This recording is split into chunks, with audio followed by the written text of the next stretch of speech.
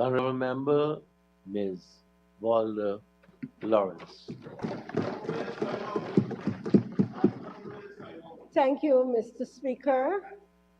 Mr. Speaker, as I rise to add to the motion before the House, amendment of Standing Order number 82, Public Accounts Committee, under the hand of the Honorable Gail Teixeira. Allow me, Mr. Speaker, to thank all those persons who would have expressed sentiments of my return to the office. Thank you very much, of MP. Thank you very much.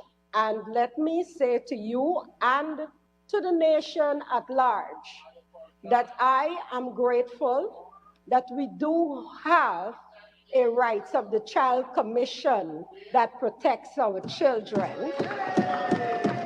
And secondly, Mr. Speaker, to let them know that I certainly will continue to work in the best interest of the people of Guyana and of my party. Mr. Speaker, having said that, I stand here to say to this House that today is not a good day for Public Accounts Committee of the Parliament of Guyana. And I said that having had the privilege of serving on that committee for over a decade and serving with persons, some whom are in this House today and some who would have left the House for other pastures. Mr. Speaker, I don't know why I'm having competition on the floor. I absolutely don't know. But let me just say, Mr. Speaker, that over the several years, we may not have started off on the Public Accounts Committee to operate in a bipartisan way. But we certainly did find our way. We found our way whereby, Mr. Speaker, we were able as a country to stand out, not only in this region, but across the Americas, as one of the parliaments with the best Public Accounts Committee, which operated in a bipartisan manner. And so as I sit here, I read the motion, but then I heard the speakers before me, and I became a little confused as to what we were debating. Out of the many speakers today, I thought we were debating the Public Accounts Committee's report. And so it was two speakers on the other side who really tell us why we are here debating this motion. The Honorable Teixeira and the Honorable Edghill. While the motion says that we must seek to bring the quorum of the Public Accounts Committee in tandem with that of the Management Committee, so that we can be able, Mr. Speaker, to ensure that both sides have a say in the decision making. One, from the PMC in terms of the parliamentary business, and on the PAC in terms of the Auditor General's report and any other matter that is before the Public Accounts Committee. But the crux of the matter, Mr. Speaker,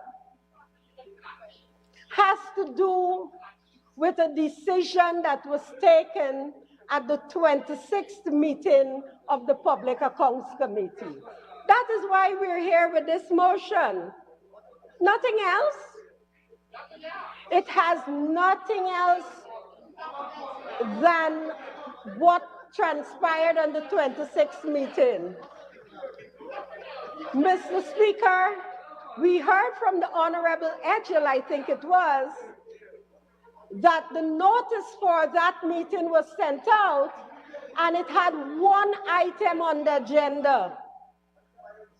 One item. And that item was to discuss payment of gratuity to the persons who served on the Public Procurement Commission. Mr. Speaker,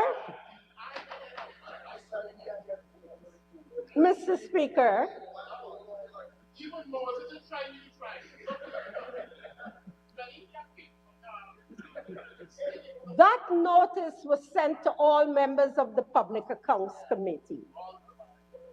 I have not heard anyone said that they were not in receipt of the notice, and hence they were in receipt also of the agenda item. Mr. Speaker, allow me to go to the minutes of the 26th meeting.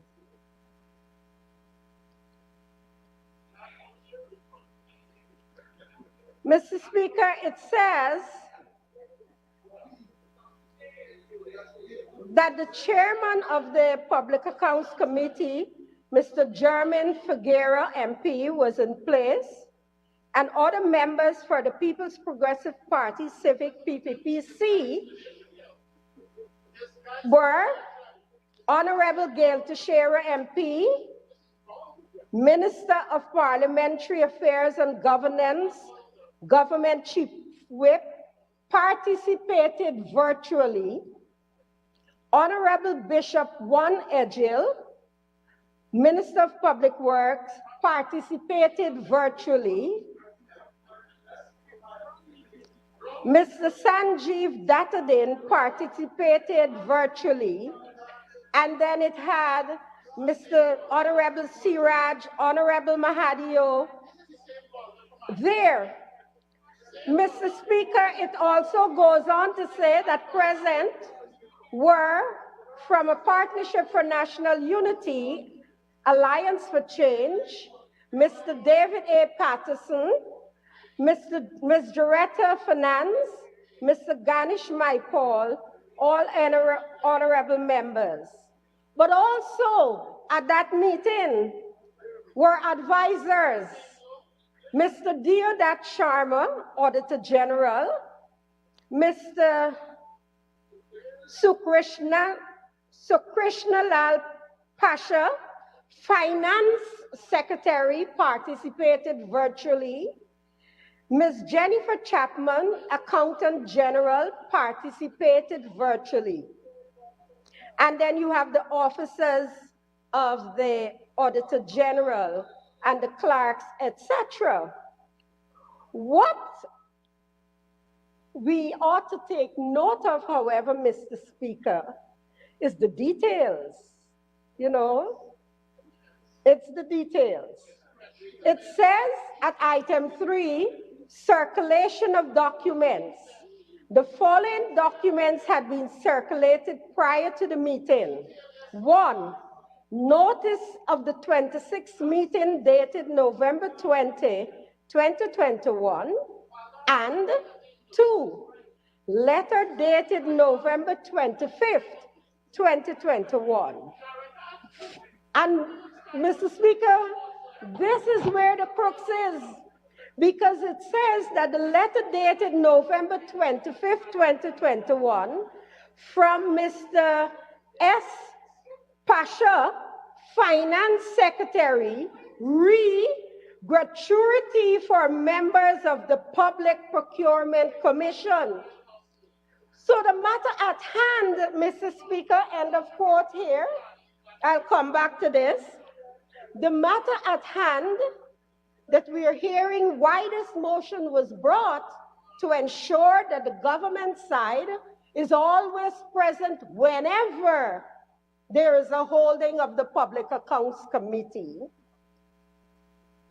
According to the members on the other side, it's because the Public Accounts Committee, in the absence of government members,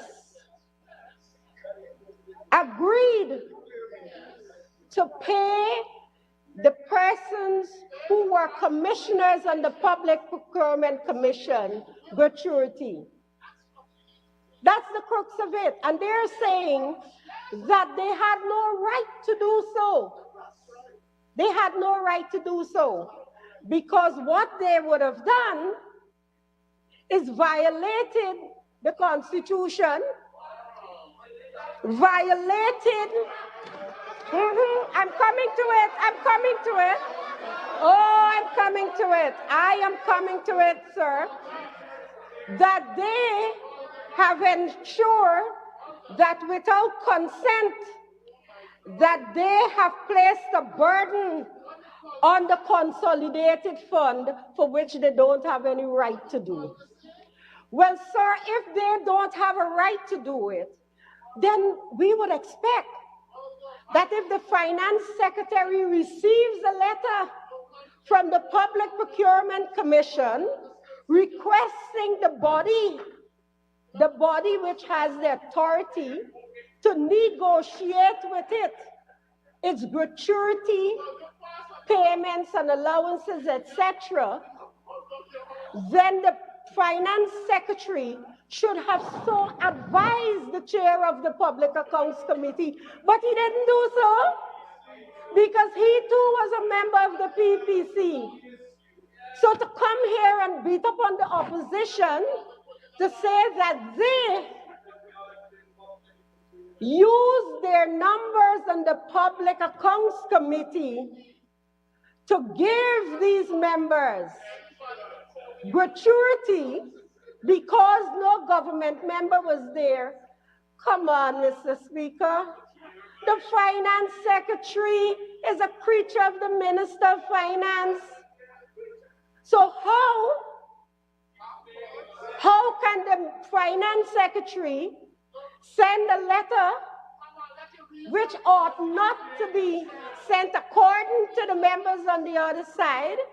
And I wish she would stop shouting, Mr. Speaker, so that I can continue to speak. I have the floor. Mr. Speaker, let me go on to justify what I'm saying, because in the very minutes we see listed here, noted is the, what I'm talking about? I'm asking you to go to the minutes. Go to the minutes. Yes, and I'm not here to talk about what is in the Auditor General report, honorable member. I'm here to speak to the motion and what is being implied on the floor, that it is the opposition who is trying to ensure that they do things behind the back of the government members.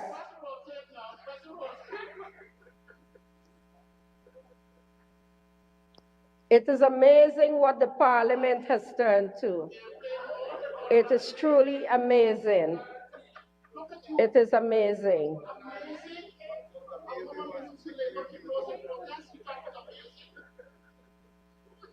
I guess we're talking about each other.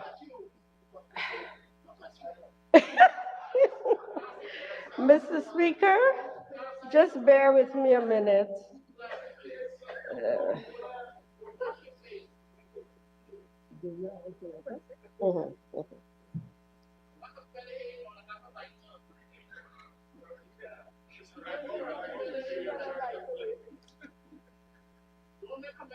Mr. Speaker, may I quote item 5 of that said minute of the 26th? It reads, consideration of gratuity for members of the Public Procurement Commission. Para 5.1 states, a member stated that the PAC in the 11th Parliament discussed the scope of works for the Commission. Based on the discussions, contracts were prepared for the commissioners. The member opined that the committee might have underestimated the magnitude of the work, thereby omitting gratuity from the commissioner's contract. Members thereafter supported the request for the payment of gratuity to the commissioners.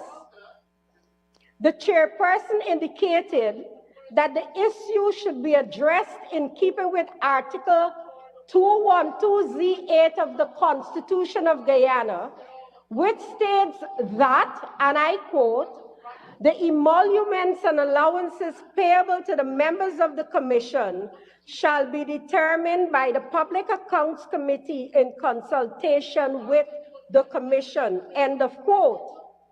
In addition, Article 149B of the Constitution of the Republic of Guyana stipulates that, and I quote, "Every public sector worker shall enjoy an absolute and enforceable right to any person, pension, or gratuity granted to him or her under the provision of any law or collective agreement of any kind whatsoever," end of quote. Following a discussion that ensued, the committee agreed that gratuity for the commissioners of the previous Public Procurement Commission should be paid at a rate of 22.5% per month, retroactive from 2016 to 2020, end of quote. Mr. Speaker, as we heard from the members on the other side, that what the PAC did at that meeting was one that the opposition sought to take advantage of the absence of government members. And as a result of them passing that which I've read, that they have acted in contravention of their purpose. And that is, they have placed a burden on the consolidated fund. And they have no right to do so. And so as a result of that, we, the government, must now police the opposition members of the Public Accounts Committee. If we are not there, nothing should happen. Well, I want to say, Mr. Speaker, to the people of Guyana, that today they will pass the motion, but Guyana would have taken a step backward from progress. And let me also say to those members on the other side that the Public Accounts Committee is a committee which examines the work of all ministries in terms of their spending after the fact. After the fact. And as time rolls on, from time to time, you will find the opposition scrutinizing their own term in office. And that doesn't happen in Guyana alone. It happens all over the world where there are public accounts committees. And in other instances, they will be examining that of the government of the day. That does not happen in Guyana alone. That happens all over the world in all public accounts committees.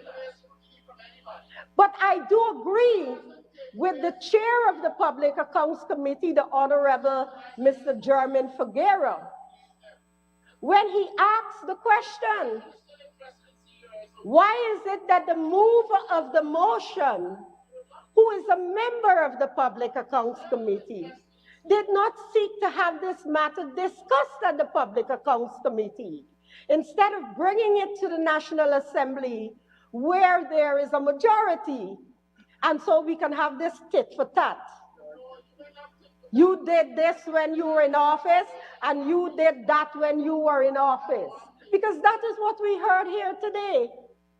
And we did not hear a clarion call to say, look, this decision that is taken by the Public Accounts Committee, we need to review it. We didn't hear that. But you know what? When this 12th Parliament began, His Excellency the President came to this Parliament and he asked that we seek to work together, that we will have differences, but we must put the country first. Comrade Speaker, I'm asking today, the manner in which this motion comes to the House by a member of the Public Accounts Committee, having built our Public Accounts Committee, of which the said member participated in those many, many years. Oh no, it's not about PT, it's about country. It's not about PT, it's about country. And let me say to you, Mr. Speaker, that my birth certificate, not the ones that are printed now, some which have one signature and the other one has another, some which have one barcode and the other one don't have a barcode, one which we see no separation of duties, one person scrutinizing, approving, and signing. I'm talking about my birth certificate, a real birth certificate. Says that I, Volda Ann Lawrence, am a citizen of this country. And so they may pelt their stones, but I will speak, Mr. Speaker. I will speak in this assembly or I'll speak outside of this assembly, but no one will stop me from speaking. Mr. Speaker, the Honorable Gail Teixeira, who brought this motion, and asks that we give consent to restructure the Public Accounts Committee's quorum as that of the PMC.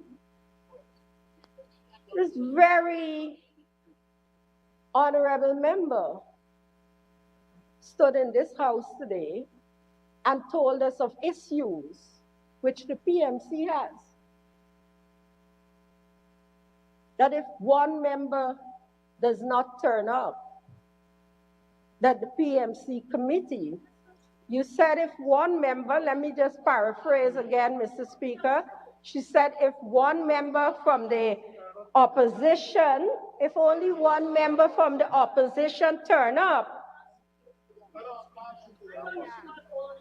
then they will not be able to have a meeting because the quorum is 2 from the opposition, 2 from the government, and the speaker. Indicated to this house that there are problems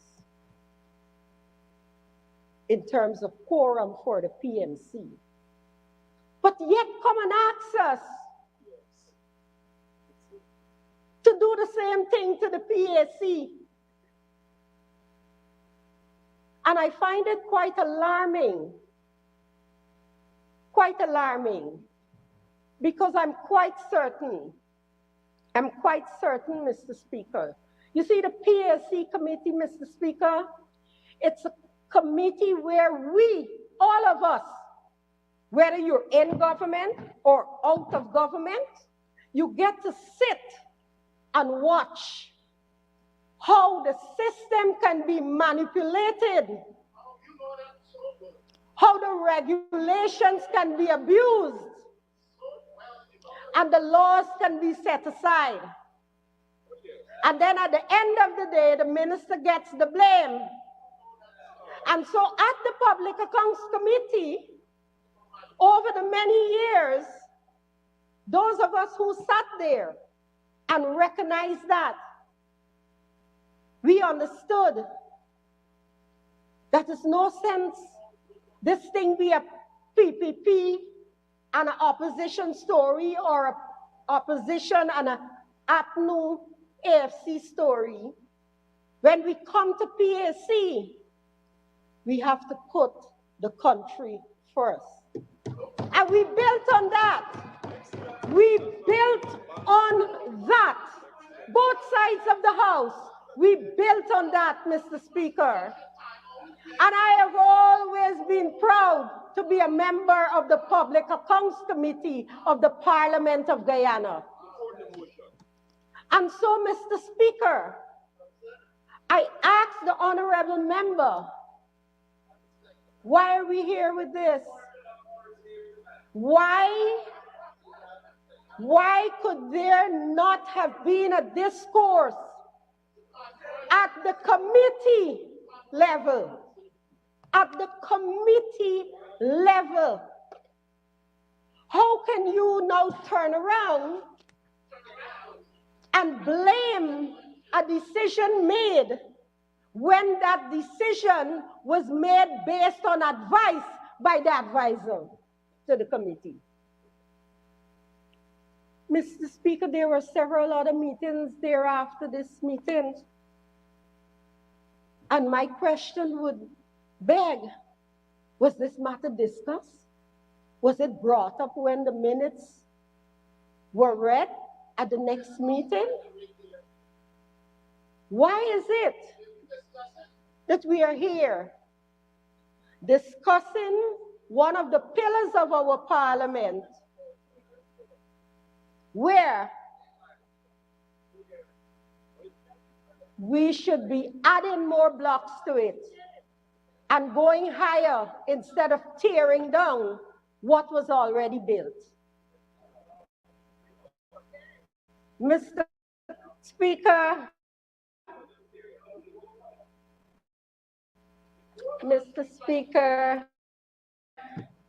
one day I will answer all of you. Not today, one day. No, you don't dictate to me. I am all woman. You don't dictate to this woman. Not this woman. Not this woman. Mr. Speaker,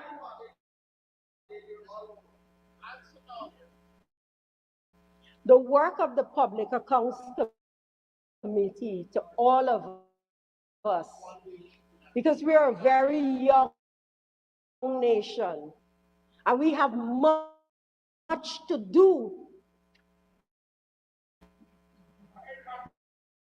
with the pillars